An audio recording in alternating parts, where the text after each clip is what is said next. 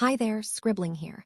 Do you ever struggle with drawing hands and feet? Do you usually hide them behind the body or inside shoes? Even worse, not drawing them at all. I know, hands and feet can be very intimidating. Well, not anymore. Let's break them down so you're no longer afraid of them.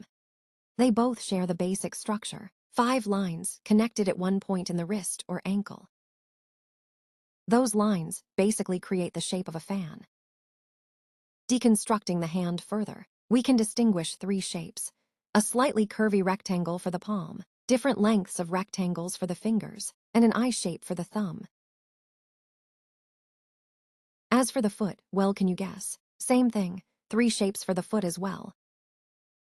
A cylinder for the ankle, a triangle for the base, and cylinders for the toes. Once you've memorized these shapes and how they're connected, drawing hands and feet becomes second nature. All right, now let me walk you through step by step on how I draw both feet and hand. Start with a loose rectangle for the palm, then add an eye shape for the thumb. Lastly, draw rectangles for the fingers and you're done. This is the basic shape of a hand. Now let's draw the basic shape of a foot. First, start with a triangle. That is the base. Then draw a cylinder for the ankle. Lastly, draw 5 small cylinders for the toes and you're done. We can do the same thing for a side view. Triangle for the base, cylinder for ankle and toes. These are the basic shapes of the hand and foot. Now let's address the hand degree of motion. The hand has 2 ranges of motion. It moves from its resting state to the pinky side by a degree less than 90 degrees. It can only go back to its resting position. It doesn't go any further. The fingers have 4 types of movements. They can bend towards and away from the palm, and towards or away from each other. The thumb, on the other hand, has the most range of motion. It can move towards the palm, rotate around its base, and move towards the index finger. Now let's dive a little deeper into drawing the fingers and toes.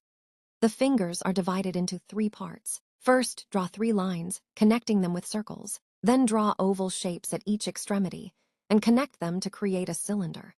All fingers can be drawn in the same way. The fingers have limited range of motion. They can bend inside and back to their original pose.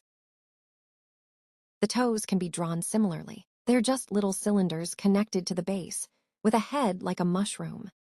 Now that you've gathered all this information, you can start drawing hands and feet more comfortably. Use references always, and do not fret if it's not perfect. You'll get there eventually. Did you know you could convey an emotional state using just hands and feet? You can make your character look happy, sad, or even confused just by changing the position of their hands and feet. Using this knowledge, you can start drawing hands and feet more confidently. Don't hide them anymore. Grab a reference, break it down, and draw them. You can grab my reference pack and read the full written tutorial by clicking on the link in the description. Thank you for watching.